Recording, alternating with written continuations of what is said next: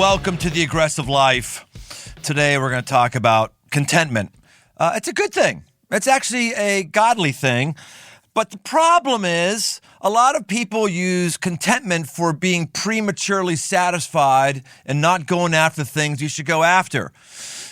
It's about people who just are phoning it in. That's not what we want. We don't want premature satisfaction. That's phoning it in. But contentment, being happy, no matter what happens, that's a pretty cool thing.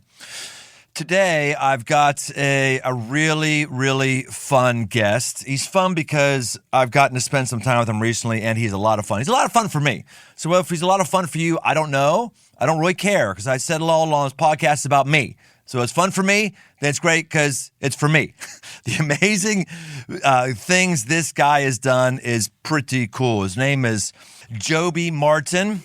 He started out with a vision to attend medical school. He left it behind to become a student pastor, and then he accidentally, I want to find more about this, accidentally planted a church which has grown to reaching 15,000 people a weekend across 7 sites and it's been recognized among the fastest growing in the nation. You know, I don't, the whole pastor gig, I think Joby will be our second currently serving pastor we've ever had, second time. So it took 1 million downloads to get our second pastor. So this is not like Pastors Or Us podcast. In fact, some of you have been listening, you even are surprised this is even a faith podcast. You're actually even surprised I'm a pastor. Yes, I am. I know. I can be very annoying and unusual, but I am a pastor by day. I met this dude and we just hit it off. I mean, you've heard the phrase before, brother from another mother. That's literally what it felt like. Joby is pushing frontiers, and he's going to push you to do the same. Here with us today, all the way from Jacksonville, Florida. Welcome to The Aggressive Life, Joby Martin. Thanks, Brian. Thanks for having me, man. I love this podcast. I didn't know I was the second pastor, but I guess that's right. I've been listening. I think you must have the only podcast that has interviewed N.T. Wright and Matthew McConaughey. You got to be the only one. And here you are, wedged right in between them. Yeah, that's a good combo. Yeah. Well, we've got a book we're going to get into, but first I got to tell you, true confessions. I don't know if I said this to you when we were together. Joby and I met at a pastor's retreat. I know that sounds really boring. Oh, great, a pastor's retreat. That sounds just like what I want to do, but it was really great because the dudes there were really great, and the place we went was really great, and it was your church property. And let's just talk about, why don't you just tell a story about your unbelievable property that your church bought and the story behind it? The property most recently was known as Cabin Bluff. It was formed back in the early 1800s as America's first hunting club by a bunch of really rich people, like Carnegie, Rockefeller type folks. For the last, 70 years or so, it was a 5-star quail hunting lodge. My church started doing a series of retreats there years ago, and then the folks that owned it, a bunch of paper companies owned it, and they wanted to get it off their books. And so this really bunch of hippies bought it, the Nature Conservancy, in order to save some endangered species that were on the property, indigo snake, some kind of turtle, and some kind of woodpecker. Thank God for the turtle and woodpecker. And so they wrote a bunch of easements on it so it can kind of only be used like it is now. And they put it on the market, and we made an offer for, I think, 12% of the asking price.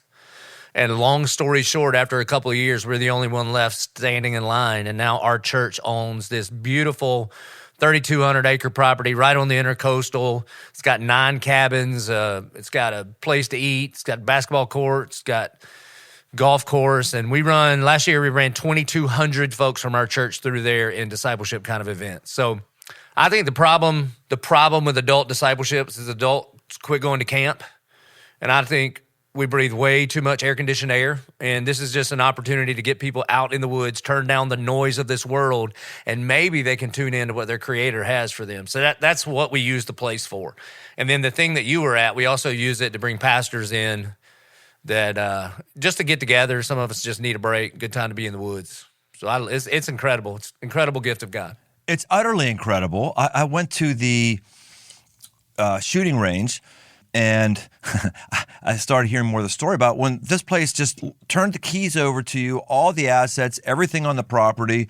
I'm driving over or being driven over to the Sporting Clays place on top of one of your two F-350s that came in the deal that had a deck over the cab and 4 captain's chairs.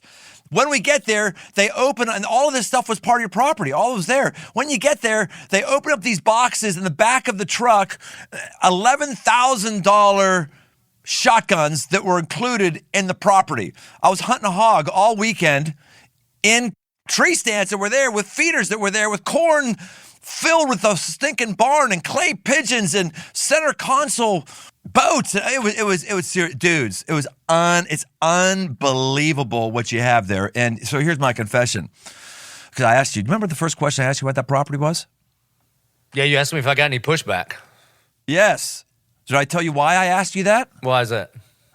Well, we bought 425 acres, which is kind of a big deal in Ohio, but not down where you guys are in the land of, damn, that was Florida-Georgia line. Hey, we might get a little crazy now. Are you a Florida-Georgia line fan? You live on the Florida-Georgia line. You got to like that band. Yeah, I do. Yeah, for sure. So anyway, it's 425 acres isn't a lot when you're comparing to the vast spaces you have down there. But we thought this is awesome. Well, right when we had bought that property a few years ago, there was another property that was available, and it was a little more built out.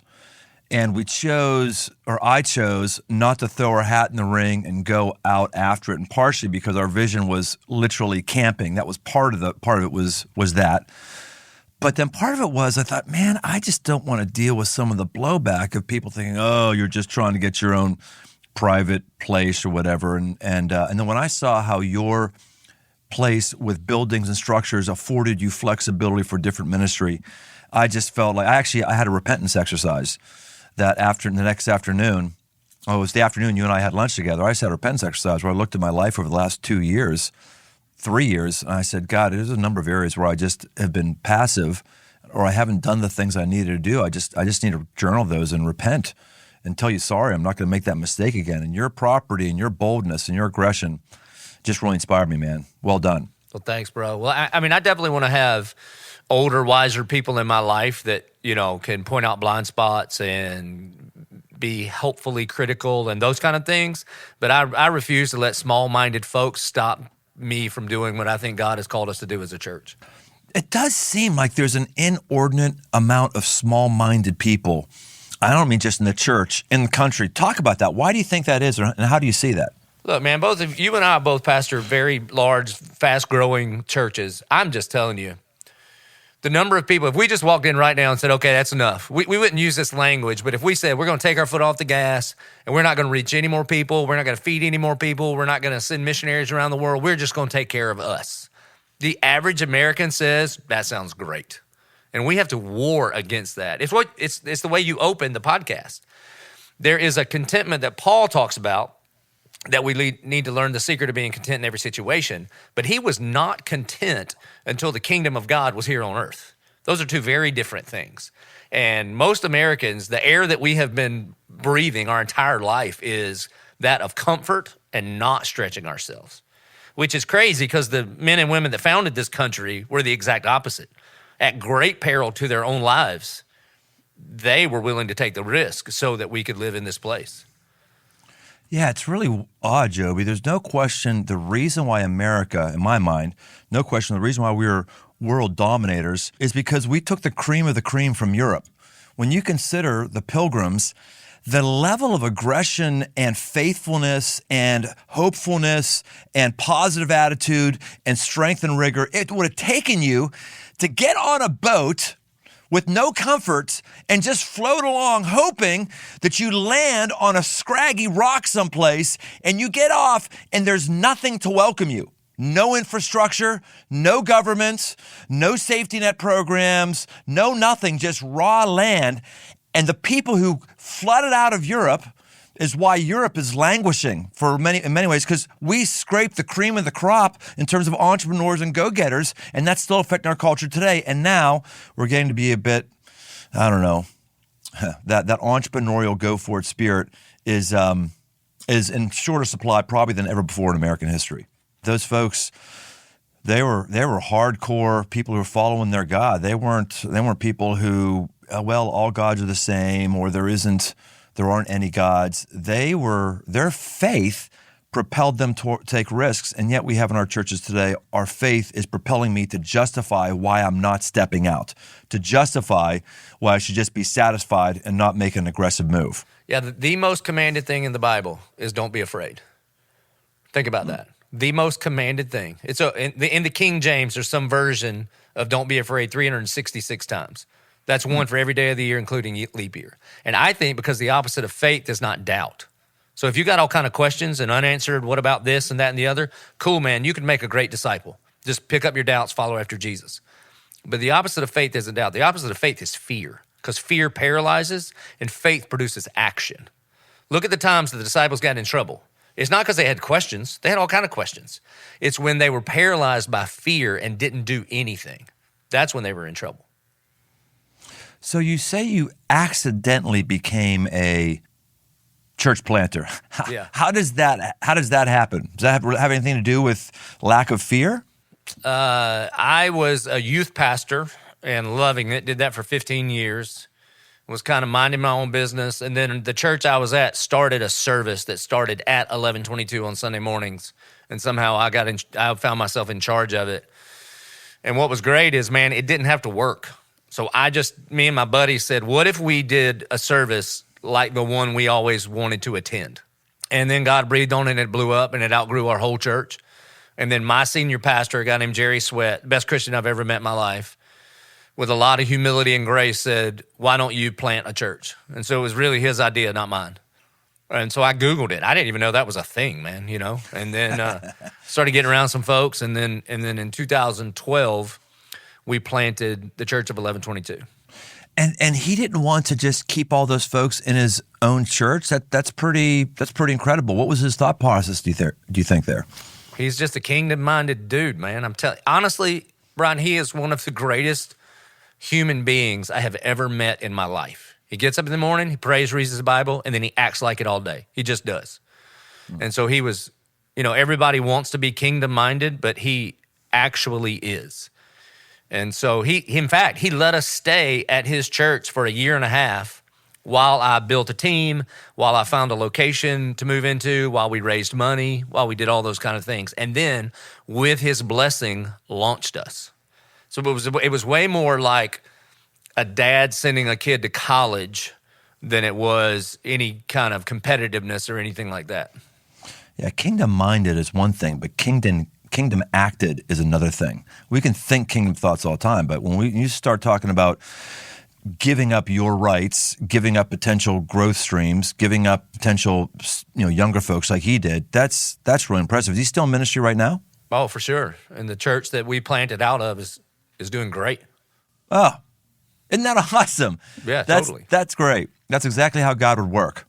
So you find yourself as a church planter. I mean, you get launched out from there, and then what? What have been some of the ups and downs that you've had to struggle with over the last several years?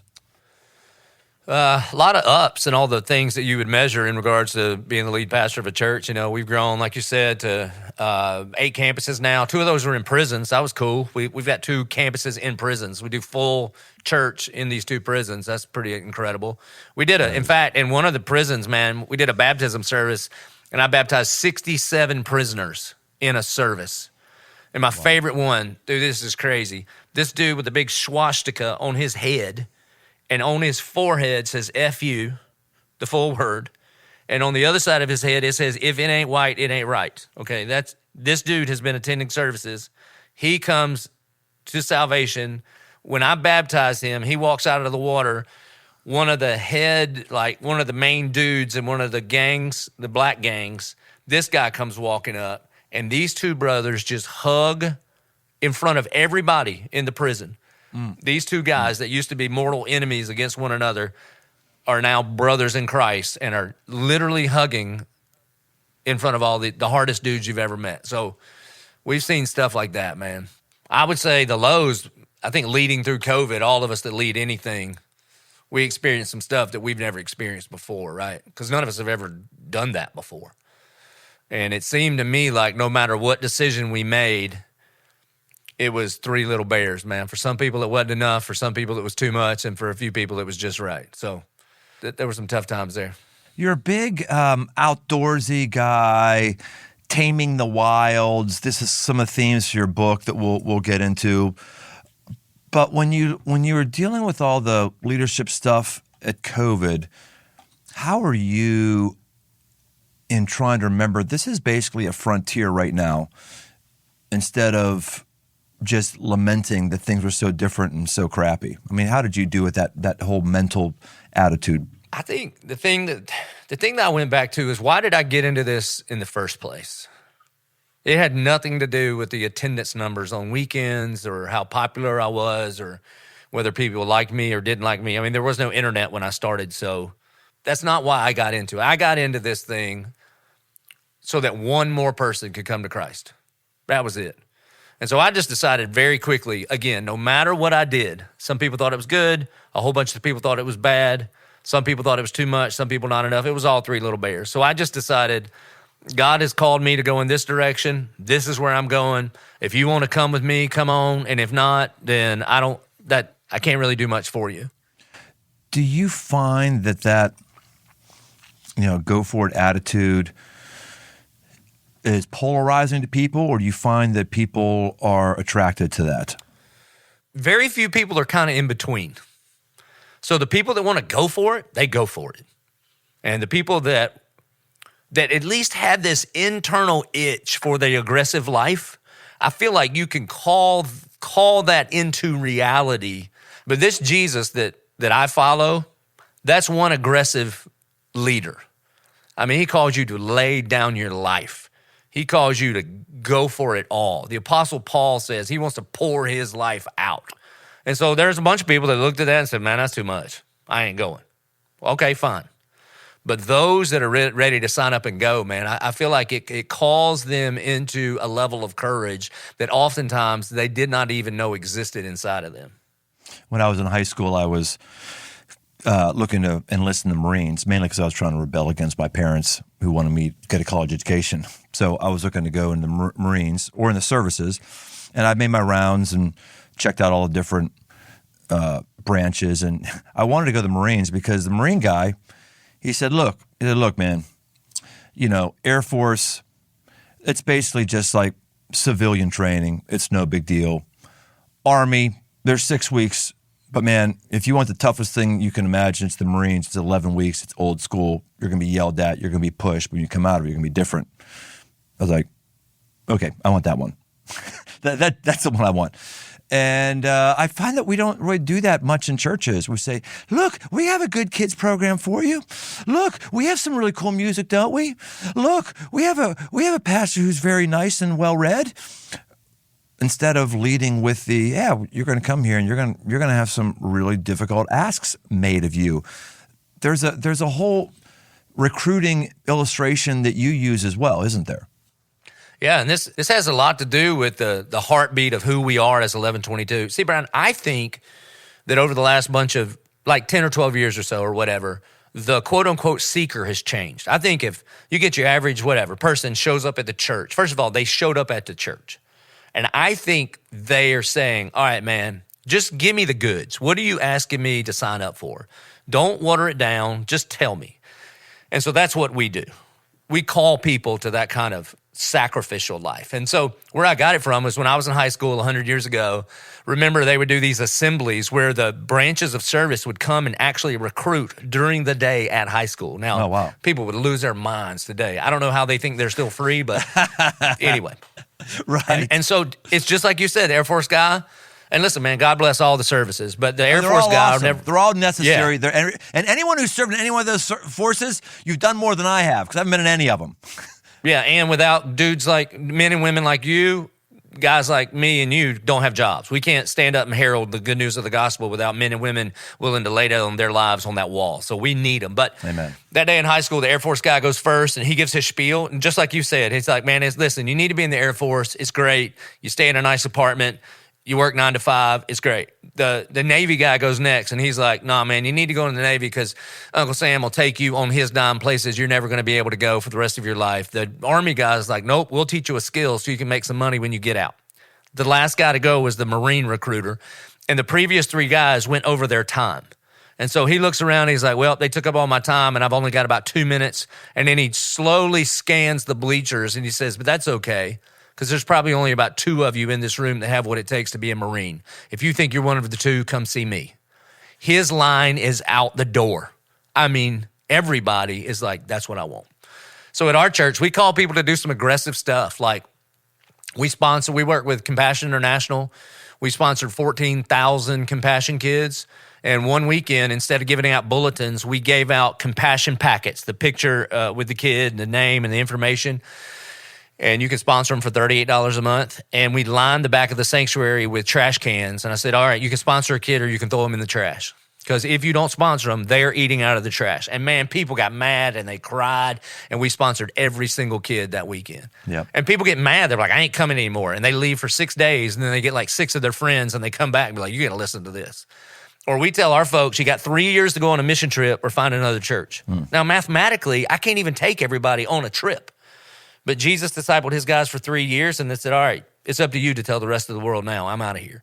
Yes. And so we do those kinds of things, just calling what God has put in these men and women to step out by faith and be aggressive. Take a chance. Go for it. Faith is an adventure, and we're not treating it that way. We're treating it like it's a set of beliefs, or it's just a way to have an emotional experience as you stream some latest worship thing on YouTube that has 20 million views. All those things are fine, but it's an adventure, man. It should push you, and if it's not pushing you, then you're probably not aware of the God who's above and beyond you, because that's what he does. He calls us to be like him, not to just become a better version of ourselves. And if everything God tells you to do makes sense to you and is comfortable, then I think you're just worshiping you. Because of course the God of the universe would have some things to say that I either don't understand or don't agree with. Of course he does, because he is God and I am not. I think the greatest advice in all the Bible is in John chapter 2. Jesus is at a party, so that might be new news to some people, right? He was at a party and they ran out of wine. And Mary, his mama, comes to him and says, son, they've run out of wine. And he says something that no husband should ever quote to his wife, but he says, woman, what does this have to do with me? So don't ever say that out of context. And then Jesus, spoiler alert, is going to get more wine. He's going to make more wine. So you hear that, Baptist? He's going to make more wine. But here's the thing that happens, man. Mary says to the servants, I think the best advice, do whatever it is he tells you to do. And then the things that he tells them to do are crazy, bro. It's like 6 things that are crazy. Go get the stone jars, fill them up with water, get a ladle, dip some out. And by the way, the stone jars would have been where people would have been washing their hands for like 3 or 4 days. This is nasty water. Dip some out and take it to the master of ceremonies. Now, none of that makes any sense. But when they did it by faith, even though it didn't make sense, little did they know there was a miracle hanging on the other end of a step of obedience. So do whatever he tells you to do, man. It didn't make any sense for me to leave the church I was at to take a risk to plant a new church. Doesn't make any sense. There's plenty of churches in Jacksonville. But I felt like that's what he told me to do. And little did I know that God would breathe on it and we would be doing this. It's a big shift from building a church, building an organization, which you've done, to being able to write a book that is coherent and sells copies. How's that process been for you? Well, one of God's great graces is he sent a dude into my life named Joby Martin. No relation. Charles is a deacon at our church. He's one of my best buddies. We bow hunt together all the time, all over the place. And he's also a New York Times best-selling author. He's written like 20-something novels. And I asked him if he would help me write it. On Friday mornings, we would go out into the woods, and Charles and I would bow hunt in the morning. Then we would go to our property and go into one of the cabins, build a big fire, and basically I would preach him the content. And he would ask me about 100 questions because he's been coming to our church for almost 10 years. That's good. And he'd be like, tell me this story, or tell me how you met Gretchen, or, because he kind of knows all the stories. And then he would help me take it from page to stage or from stage to page. And then he would put it all down, give it back to me. We edited together. So, and bro, I'm going to tell you, it was, well, I listen to this podcast a lot. So I know all about Man Camp. And I know that you talk about being aggressive means that men can get together and be honest and open and vulnerable. And that's an aggressive life for men. It's not just like axe throwing and building fires. And so it was like a 2-man discipleship group, just me and him. There were tears and prayers. And I mean, it was just good for my soul just to go through the process. The fact that it has been helpful to disciple people is just even better. Yeah, the book writing thing for me has been very, very mixed. I've done a few. We're working on another one. It's probably not that too dissimilar from what you're talking about, what I do now. I got Dirt in here. Dirt's my kind of right-hand guy. He does just a lot of great stuff. He does the podcast and also listens to things I say. He's tried in every teaching, and then he tries to think what it's like to be in book form. And I think the writing, now that I got him around, it's kind of fun doing that with him. And actually, same thing. He puts it down on paper, and then I go over it and add to it, subtract from it, all that stuff. But man, once you start getting with publishers, that's where I've been bogged down. How's that gone with you, just working inside the machinery of the publishing house? We were able to like interview a whole bunch of publishing companies or whatever. And there was one particular editor she was on this Zoom call, and I don't know what it was about her. She lives in New York, has always lived in New York. I got nothing in common with that. I'm in the woods all the time, grew up in the South. But whatever it was about her demeanor and what she was saying about the idea, I just thought, that's who I want to work with, that girl. And so the company she's with, that's fine, we'll go with them. And I felt like it was like a nudge of God. Like, that's who, and so we went with it. And bro, she has been nothing but great. The book is called, by the way, If the Tomb is Empty. Tell us, give us the 30,000-foot view. Give us the stump speech on what If the Tomb is Empty is about. Yeah, man, we traced 7 mountains from Mount Moriah to Mount Calvary, in which most Christians don't even know that those are the same mountains. The mountain that Abraham took Isaac up to sacrifice is the mountain that Jesus went up and gave his life for us. And basically, we just traced the gospel through these 7 mountains, Old Testament and New Testament, that end in Mount Calvary, and this mountain held a tomb, but the tomb couldn't hold a body. And pretty much all of our lives are a series of mountaintops and valleys. And God often demonstrates his glory up on the mountain and his grace and mercy down in the valley. But it all points to the empty tomb. And the title came from just a phrase that I find myself saying at church, pastoring for the last 10 years here. And I'm sure you hear this all the time too, Brian, but people will come up to me and say, Pastor, I'm in an impossible situation. Like my medical situation, my financial situation, my marriage is dead, whatever it is. And then one day it just kind of fell out of my mouth. And I was like, look, man, if the tomb is empty, anything is possible. If God can breathe new life into his dead son and he can walk out of the grave, then surely he can breathe new life into your marriage. Or if he controls all things, then he can handle your cancer, I promise. And it may or may not go the way you want it to go, but if the tomb is empty, anything is possible. Yeah, that's not just a philosophical statement. Romans says the same Spirit who gave life to his body, raised from the dead, can give life to yours as well. That's fact. Absolutely true. That's totally true. I wish that there was a Christian symbol that was an empty tomb. I know. I thought about that. The cross is wonderful because it is wonderful. It's what gives me salvation. Jesus has died on the cross for me, so I don't have to die before God anymore. He's given me it. It's wonderful, but it's just so watered down. It's a fashion statement, and many people don't even understand what the cross is. I wish there was something of an empty tomb. I've thought about what would it be, a zero, like in the mouth of a tomb, but nothing in there? Would it be? Because that's really who we are. We're not just people who are supposed to stare at emaciated Jesus who's got nails in his hands and wrists all day. Jesus said, it is finished. I was reading my Bible reading today. He said, it is finished. What's finished is us staring at him on the cross as well. We need to be more people of resurrection. I wish there was some symbol. You have any thoughts as to why we as believers have fixated on the cross instead of the empty tomb? Well, I think your average believer only understands or believes like half of the gospel. Like if you ask your average church person, if you were to die tonight and you're standing before Jesus and he says, why would I let you into my heaven? Most people would say, because you died on the cross for my sins, which is true. It's just not the complete truth. Not only did he die on the cross for your sins, which takes away your sin, but he was also resurrected from the grave. And because of that, because he is alive, we can be alive in him. And so not only has he wiped the slate clean, but he has given us his perfect life, or the theological terminology would be, he's imputed us with his righteousness, which is a really big deal. The illustration I use all the time is, Brian, imagine that you were like $30 trillion in debt. Can you imagine? And you go to the bank and you say, I can never pay this off. Like if I live 10 lifetimes, I can't pay it off. Well, if the president of the bank says, well, I have grace and mercy for you, I'm going to forgive your debt. You would be grateful for sure. But if he did that, if he forgave your debt, when you left the bank, you would be broke and you would have to get to work to earn a living. All right. That is not the gospel.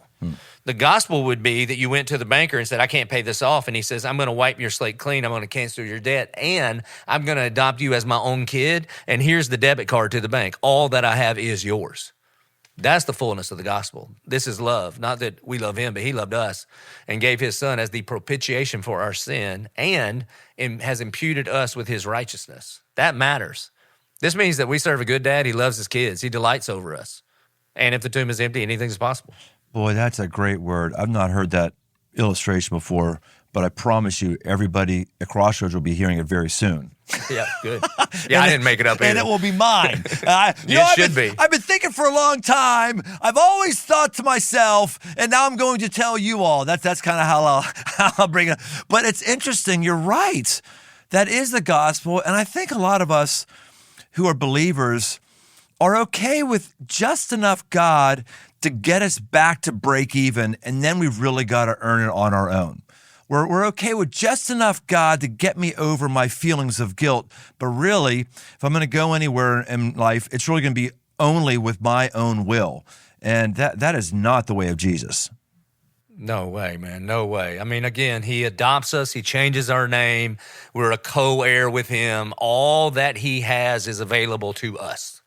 Now, we've seen some dudes do some really terrible things with that, and try to treat God like a genie, so that we can just get cash and prizes on this side of eternity. And that's not what we're talking about either, man. But he is a good dad that wants to bless his kids. Yeah, he is. How has your recent hunting fixation tied into this? How long have you been a hunter? I grew up in it for sure. Oh, yeah. So it's not recent. I got a beagle puppy to hunt rabbits when I was in the first grade and a .410 shotgun then. So that's just how my people grew up. All these people who have amazing childhoods, you really piss me off. I mean, there were some highs and lows for sure. I meet people like, well, I grew up riding dirt bikes. I'm like, I don't have a dirt bike. I had a beagle and went coon hunting. I didn't have a beagle. I didn't, jealous. When you think about kind of that world, you're sort of a rugged guy. Not sort of. You are a rugged guy who's got a lot of sort of stereotypical masculine hobbies and traits. When you start thinking about how the tomb is empty and all of the gospel, do you see those things becoming one, or do you see it as, well, this is my sort of recreation life that just keeps me fresh for this, all of the all the Jesus and ministry stuff and this theological reflection you're giving me? How do those fit together, or do they not fit together and they shouldn't fit together? What's your thoughts on that? I think this idea of like the compartmentalized life is a really dangerous Western idea that we need to reject if you're a Jesus follower. I mean, the most prayed prayer in the Bible would be the Shema out of Deuteronomy 6. Hear, O Israel, the Lord our God, the Lord is one. And you shall love the Lord your God with all your heart, all your soul, all your mind, all your strength. In other words, all of you should worship the one true God. And that, the word integrity comes from the word integer, which just means one. There's only one of you. You don't have like an online life and a church life and a party life and a family life. You just got one life, and you should be loving him with all of it. In fact, I think in Hebrew, there's no word for spiritual. If you would ask Jesus in the first century, how's your spiritual life? He'd say, oh, it's great. I got up this morning and I ate breakfast to the glory of God. And then I took a long walk for the glory of God. And then I read the scriptures to the glory of God. And I went to the temple to the glory of God. And then I said hey to a kid. So he would say, my one and only life is for the one and only God. So for me, I don't know, man. I just hear him better in the woods. It's good for my soul. In fact, if I go too long and I don't get into the woods, my wife is like, you should probably go hunting because you're just a better human, a better dad, and a better husband when you've been in this rhythm when you're in the woods. And so I don't, and that thing may be different from people. It might be a motorcycle ride or playing golf or whatever it is. But in fact, Brian, I think one of the reasons, man, a bunch of the guys now that aren't making it, one of the things, I mean, there's a bunch of reasons. Bunch of guys in ministry, man, they don't have like a legit healthy hobby. Right. And so as dumb as this sounds, like if you're not a hunter, this won't make any sense to you. But this Friday, I'm going turkey hunting at our place. And I'm pretty sure I know where a gobbler is roosted. And that gets me all like going. And I know it's silly if you're not a turkey hunter, but it can steal my mind away so that I'm not thinking about church all the time. And I think dudes that are in high-pressure situations, that have to perform a lot, those kind of things, you need a legit healthy hobby because what I've found is guys are going to find something to get that zing, and oftentimes it's in things that aren't healthy. Like they drink too much or they got some weird gambling thing or they're talking to somebody that's not their wife or whatever. And so I have found that having that kind of almost obsession has been really healthy for the rhythms of my own life. I don't know if we've talked about this or not on the Aggressive Life before, but I've been doing a deep dive whenever somebody crashes and burns in ministry. And when you get to have churches your size, our size, you pretty much know everybody or you know somebody who knows somebody and you can really get the story. And so one of my really sick hobbies is doing investigation on why somebody crashed. Not because I have some need to gossip and find out juice on somebody, but because I'm kind of scared to death whenever it happens where I think, oh my gosh, am I next? When's it going to happen with me? I thought this person really had life together. Obviously not. So I want to dig in and figure out why. And I found there's two things in every situation again and again and again. Two things. Always the same two. There may be others as well, but these two things. It's not like they gave up having their time with God in the morning. They may have, but these are two things. One you just mentioned was they didn't have a life-giving hobby.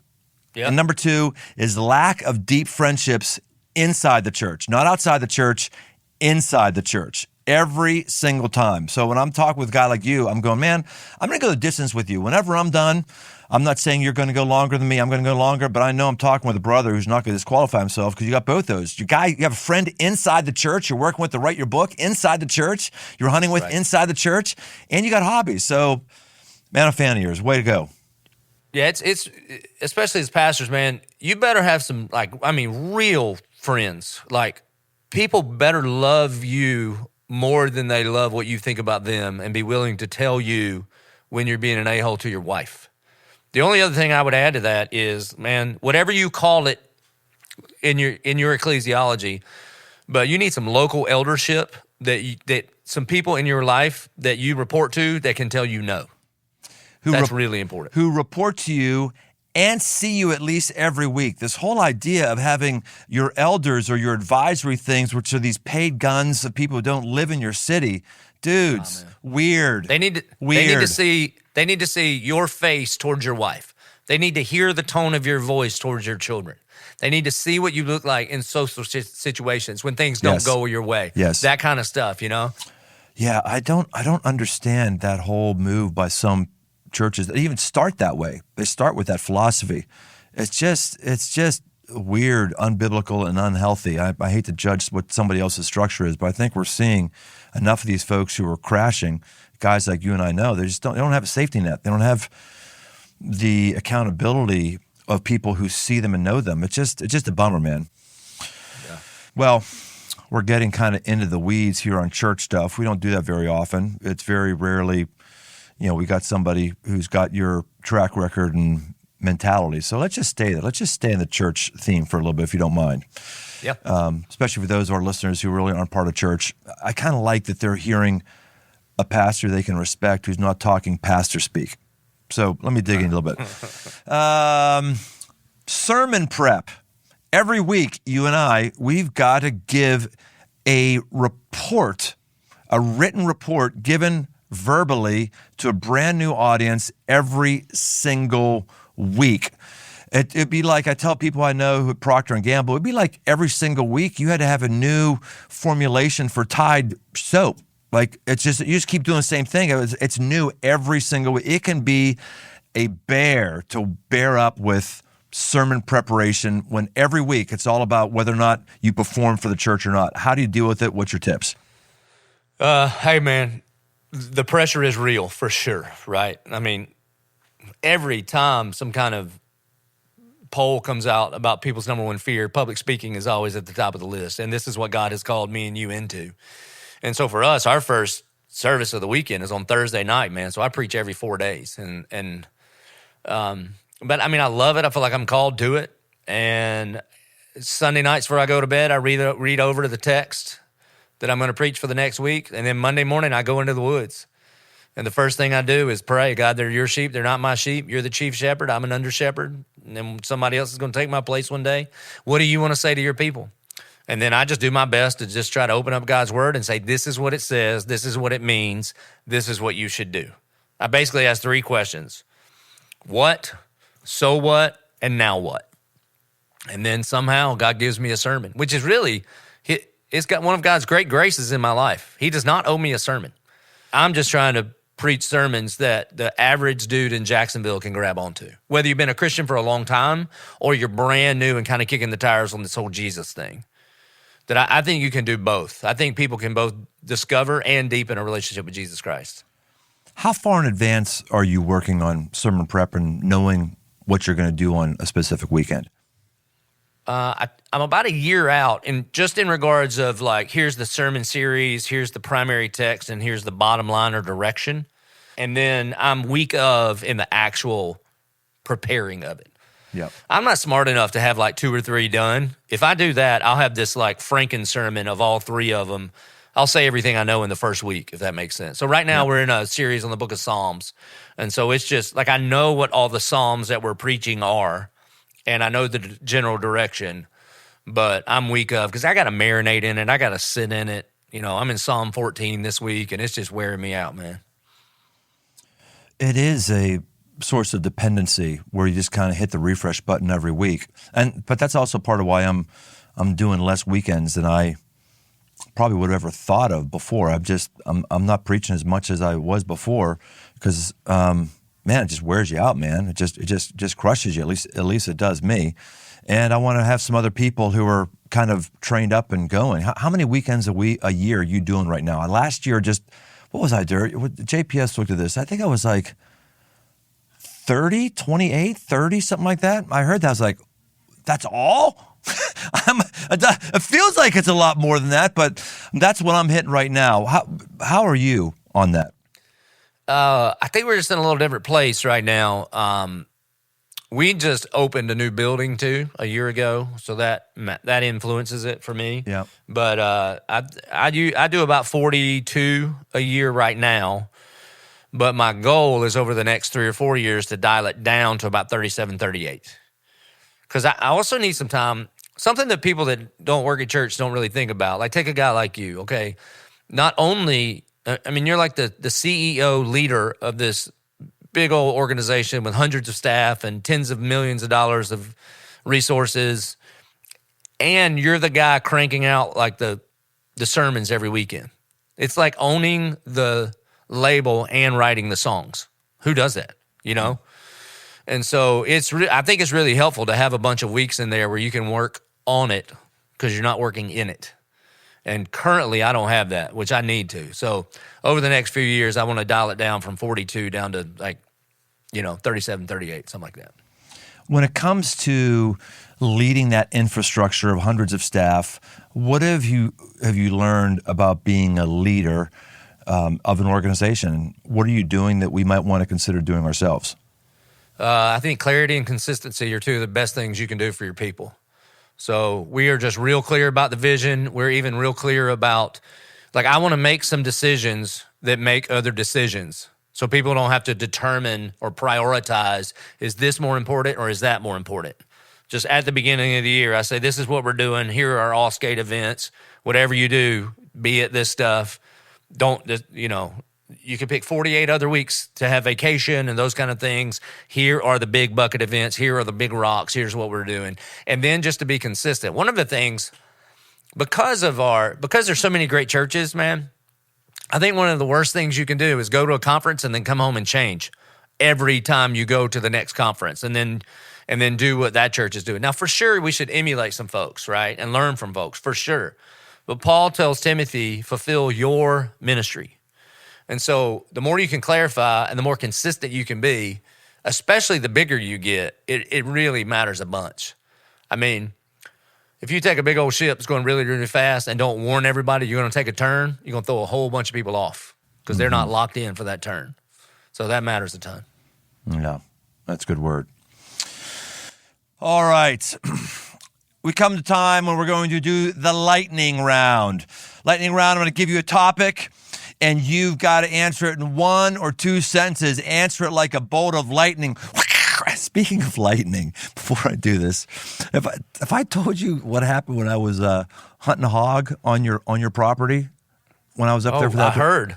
Oh, you did like hear? The nastiest storm ever came through. You wanted to stay out there. You crazy? I heard that you got in the stand, and then the lightning was striking, and they were like, "We're coming to get you," and you said, "No, I'm good. I'll wait it out." I was like, for a hog. I got up. We were up late the night before, having some drinks, having a good old time, and then we said, okay, 5:30, we're gonna meet. Well, I'm the only one who showed up at 5:30. Everyone else said, oh, raining. I'm not sitting in a thing on rain, So I get out there. I had this massive thing in my mind about a decade ago where I was like, wait a minute. My body's wet when I'm naked in the shower. My clothes are wet when it's in the washing machine. Put them together and you should have a normal person in rain. It shouldn't be that big of a deal, right? So it doesn't bother me. But I'm up in that top of that deal and I mean, it's like, it is coming. Yeah. It is coming down, and I could feel the tree swaying, going back and forth. It's my last morning. I'm not giving up, right? And I'm going, wait a minute. Metal structures 25 feet in the air with lightning. Maybe not good, but I went, I don't know. I mean, this thing has been here for years. Lightning's never struck it. Just because I'm on top of it doesn't mean it's going to increase the likelihood. And then your guy came down to pick me up, and I'm like, who are you? Get out, move, leave. Yeah, can you imagine if the story, the Church of 1122 kills Brian Tome in a hunting accident. Yeah, we'd be done. There'd be a documentary about us. Oh, it was awesome. It was really great. As an aside, those of you who aren't hunters, how about these statistics? They were letting me hog hunt on their property. Hogs have 3 litters a year. 3 litters a year. By the time they're on the third litter, the first litter is having babies. So if you want to decrease the size of the hog pig population by 1, you got to kill 25 hogs. That's crazy. Correct. It's an infestation. Dag. All right. Okay. Anyway, back to the lightning round. Here we go. Lightning round. Most aggressive move you're making right now? Planting 3 campuses in 1 year. Wow, that is aggressive. Makes me feel like a weenie boy. That's amazing. You're doing 3 in 1 year. Well done. Yes, sir. See, it's the problem, Dirt. I always give people the rules for lightning round, and then these people say interesting things I want to talk about more. So what are the challenges you're finding? Podcast. Yeah, it is my podcast. What are the challenges you're finding with 3 in 1 year?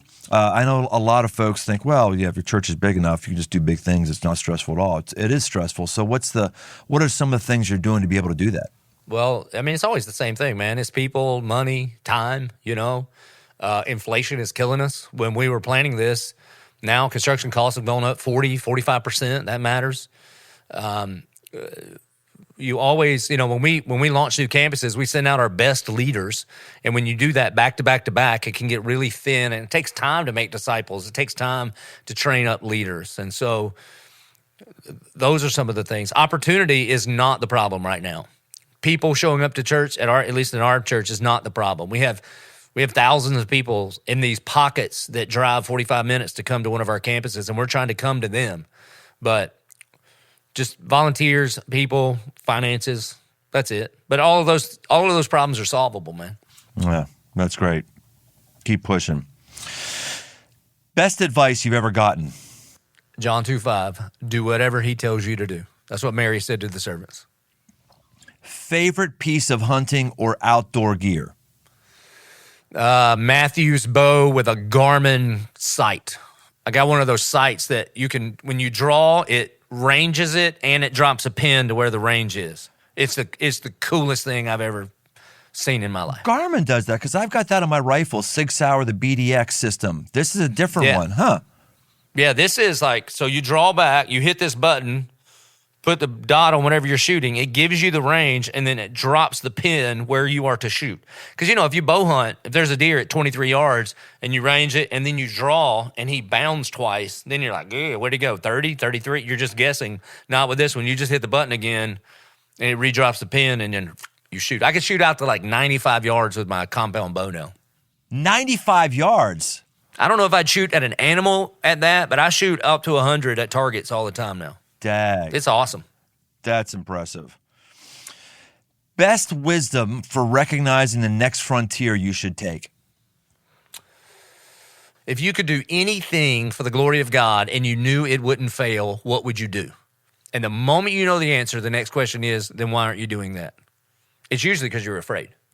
So if you could do anything for the glory of God and you knew it wouldn't fail, what would you do? Ask that question. The answer to that is probably the next frontier you should take. Most aggressive move you're making as a husband or father right now? Father, I just came out of a meeting where I cleared my calendar on Friday nights for the next 2 years because my son is a varsity football player. He's a starting free safety for Providence High School, and I'm not going to miss a game. That means I'm saying no to a bunch of book tour dates and a bunch of the conferences that we would all want to say yes to, and some of my famous churches and all that. But I'm not missing them, man, because he can't get those years back. Yeah, that's awesome. Any final push, Joby? If someone wants to read your book or follow you, just make it real easy for people to get your stuff. Our church website is coe22.com. All the stuff is there. Put my name in Google. All of the social media things will pop up. You can buy If the Tomb is Empty at all the places where you can buy books. It's pretty easy. All right. Aggressive Life listeners, I really, I'm thankful to share a friend with you. Joby and I have become friends here over the last couple months, and it's just really good being able to have a talk with a friend and record it and have two things happening at the same time. So keep pushing, man. You're one of the people who pushes me. I love what you're doing. I love how you're not laying back. I love how you're a genuine guy who's just following Jesus and breaking out of stereotypes. You're an aggressive man and a friend. Thank you very much. Thanks, bro. It means a bunch. All right. Well, there you have it. I hope you got something from today. You don't have to be a hunter. You don't have to be a church planter. What you got to do is you got to think differently. Thinking the way everybody else thinks will give you what everybody else has, which is normally depression, which is normally less than meeting your potential, which is normally an empty life. Find things that you want to do. Find things that God wants you to do and go after those. Don't put the limitations on yourself. Be who God has created you to be. Get out of your tomb. We'll see you next time on The Aggressive Life. Hey, thanks for listening. For all things aggressive living, why don't you head over to briantome.com. Find my new book, Move, a guide to get up and go forward, as well as articles and much, much more. And no matter where you listen to podcasts, why don't you take a second and leave us a rating, leave us a review. It really, really helps us drive new listeners to the show. We want to help as many people as possible, just like we may have helped you. We want to help others. So why don't you help us out? And if you want to connect, find me on Instagram at Brian Tome. The Aggressive Life with Brian Tome is a production of Crossroads Church, Cincinnati, Ohio.